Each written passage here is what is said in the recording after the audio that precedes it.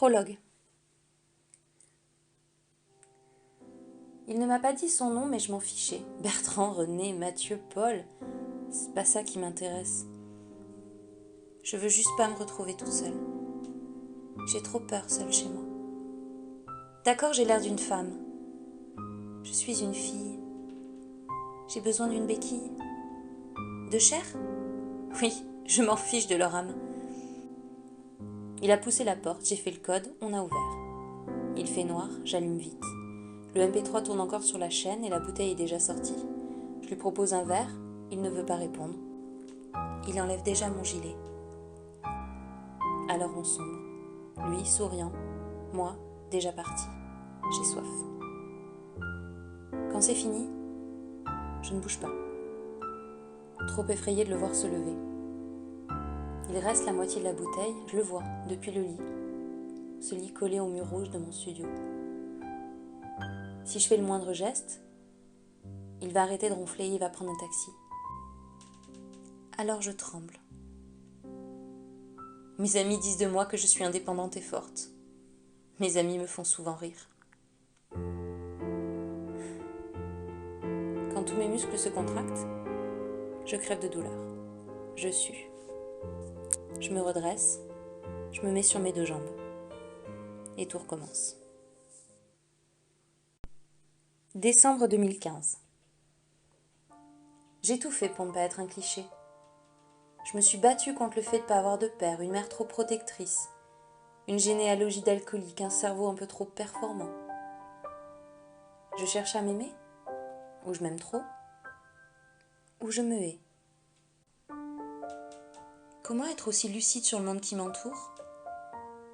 Comment avoir aucun contrôle sur moi ? J'ai bien essayé de m'intéresser à la pleine conscience, à l'introspection, au détachement. Et je suis systématiquement revenue au piano, au verre de vin rouge, au carnet tout griffé par mes stylos, à la peinture du bout des doigts, quand personne ne me regarde. En partant au travail ce matin, je suis chargée de communication dans un cabinet juridique. J'ai croisé un vieux sur un banc. J'ai eu envie de m'arrêter, de lui offrir un café, lui donner 2 grosses bises sur ses joues rouges.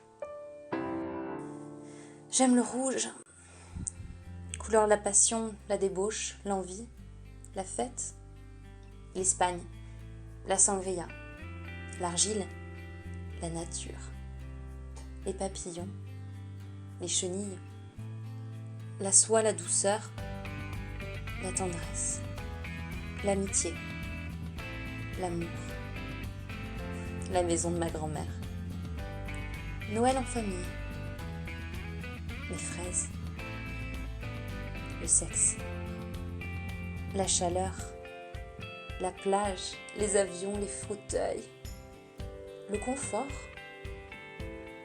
le sommeil, les chiffres du réveil, ton corps au soleil couchant. Je suis arrivée. Qu'est-ce que tu es pimpante, Céleste ? Merci, Marie-Beth. La réunion, c'est dans quelle salle ce matin ? Décembre 2015. 2. La journée semble longue et pourtant je souris à pleines dents. Dans 2 heures, je vois Miguel. Je sais ce que vous pensez. Et vous avez tort. Miguel est mon psy. J'ai décidé il y a 6 mois de prendre le taureau par les cornes et de combattre mes peurs. D'arrêter les médicaments, réduire l'alcool, recommencer à appeler maman. Miguel n'a pas jugé, mais il aurait dû. Ma situation est ridicule. J'ai une mère et une grand-mère géniales, un frère présent, un salaire, un toit sur ma tête, une taille 38, de l'attention masculine, une machine à café. Mais visiblement, il me fallait, comme 15% de la population occidentale, aussi un mec qui décortique mon enfance pour faire semblant d'aller mieux. N'empêche, je fais tourner l'économie de service.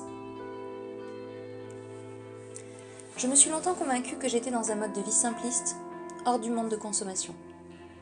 avant d'ouvrir les yeux sur les colis qui m'arrivent tous les jours de la semaine.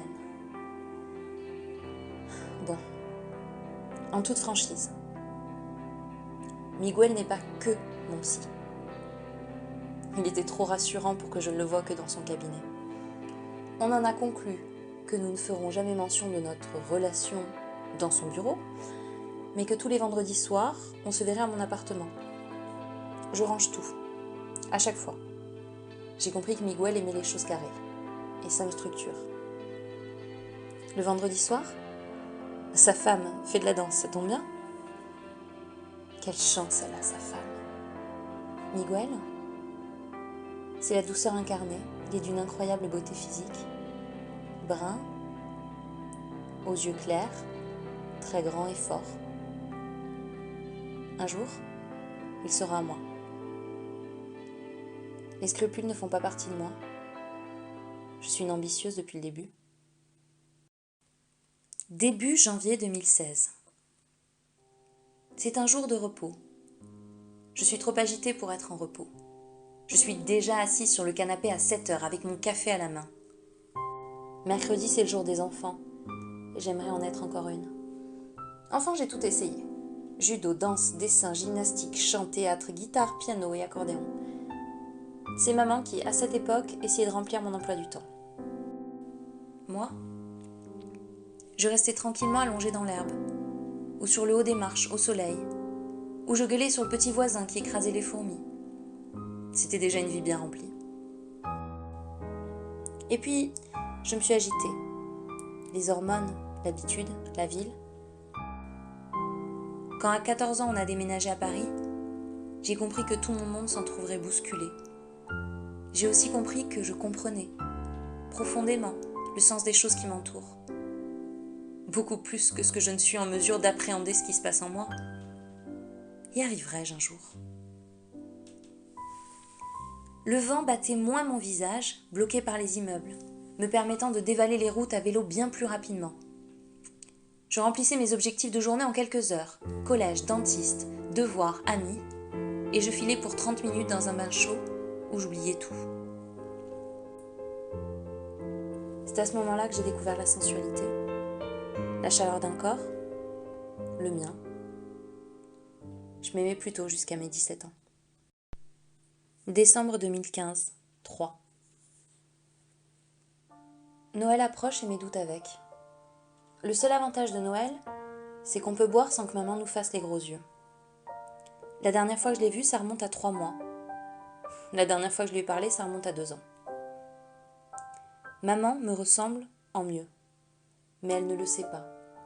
L'âge l'a assagi, ou a-t-elle toujours été ainsi, chaleureuse, intéressante, vive ? Est-elle aussi cassée que moi de l'intérieur ? Je suis un robot au moteur rouillé. Il y a une fuite à l'intérieur de moi. C'est rare quand les larmes coulent sur mes joues. Elles coulent le long de mon oesophage, contournent mon cœur, finissent dans mon estomac. Et j'ai des ulcères. Le médecin me dit que je devrais faire de la sophro et boire davantage d'eau. Oh, de l'eau, j'en bois dans mon café, dans mes cafés, dans les 12 cafés quotidiens. Je crois qu'on peut dire de moi que je suis une excessive. Quand j'aime à la folie, à me couper un bras, à monter sur les toits, à poursuivre, à écrire, à peindre à pleines mains, à chanter, que dis-je, m'égosiller. J'ouvre la boîte aux lettres. 2 colis et un avis de passage, ça ne rentrait plus. Mes frères lisent bien plus que moi, ce sont des cadeaux qui leur plairont. J'ai arrêté de lire quand j'ai compris qu'on essayait de m'imposer un cadre de vie et des opinions, et j'ai repris la télé. Ça m'absorbe moins, j'y adhère moins, j'y découvre des gens que j'admire. Jean ne supporte plus sa femme, tu vas la fermer ta gueule. Oh oui, une émission ultra intrusive où les gens se crient dessus. Ils se donnent de l'attention l'un à l'autre au moins, se donnant l'illusion d'avoir les 2 pieds bien sur terre. Moquez-vous. Je sais que vous vous croyez bien mieux que moi. Et vous avez raison.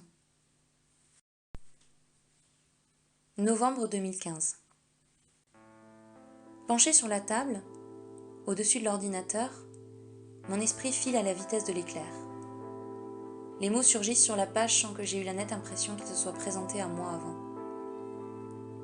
Je laisse cette partie de mon esprit travailler pendant que se dessine devant moi une cabane en bois, brune, petite, rassurante. De l'herbe verte, où je me roule, cette odeur fraîche qui picote mon nez, ces tiges qui frôlent mon visage. Mes jambes rougies par le frottement du sol, et ton rire, oh oui ton rire. Mon frère a un rire si communicatif que quand il partait dans un éclat, Max et moi le suivions sans attendre. La fratrie, seule fille après 2 garçons. Je n'avais jamais peur de rien avant. Le cabinet s'engagea. La Savoie, pays de mon enfance. Ma grand-mère était une femme douce, mais masculine. Elle n'aurait su tolérer un autre homme sous son toit. Est-ce pour ça que je n'ai jamais eu de père ? Oh, j'ai envie de voir les montagnes. Je change mon fond d'écran. Le recouvrement se fera à partir... Oh, je m'apaise. Soudainement. Merde. Ces idées fugaces que je regarde passer, dont je jouis mais peu, juste assez pour m'évader, ces idées m'apaisent. Merde, alors. Ça marche la sophrologie. Dans mon poignet gauche, une veine s'agite. Ma main se crispe. Le trouble remonte le long du bras, s'empare de ma poitrine. Ma nuque se raidit. Mon visage se fige. J'ai une crampe au mollet. Le malaise est revenu. Sur le premier point, M. Stolan souligne que même si la question est de connaître les variables. Mi-janvier 2016. La tête qui tourne, mes jambes me guident jusqu'à l'abribus. Il fait froid et il fait sombre. Je voudrais voir l'heure, mais j'hésite à regarder mon téléphone. Puis merde, il est donc 3h du matin. La rue est quasi déserte. Il y a un chat et moi. Et si je m'allongeais sur le bitume? Et si je me mettais à chanter? Et si le bus arrivait mais s'arrêtait avant de m'écraser? Et s'il ne me voyait pas? Et si quelqu'un en descendait? Et si c'était toi? Et si ça en était un autre? Oh, j'aurais dû prendre un manteau. Le béton est trop froid pour mon dos quasi nu. D'un geste de la main, j'élimine les cailloux collés dans ma peau au niveau des reins. Je vais rentrer en dansant. La poésie de la ville de nuit. Tout ce béton qui retrouve son état inerte, sans vie, sans bruit.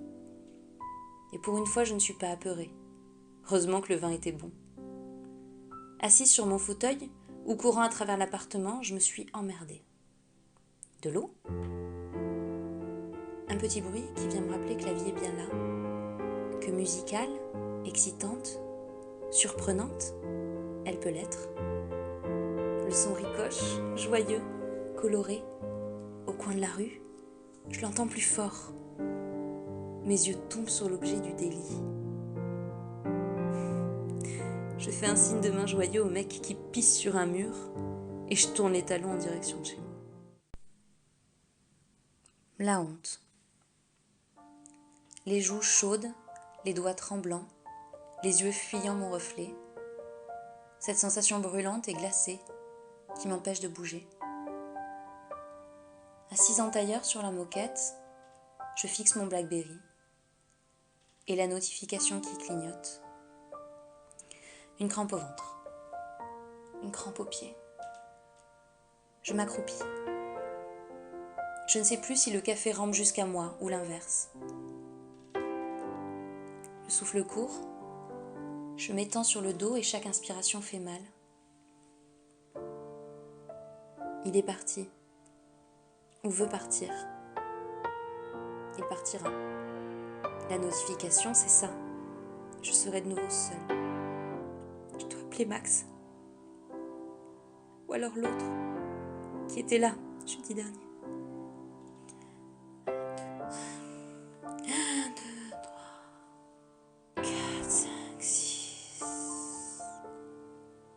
7, 8, 9, je bloque.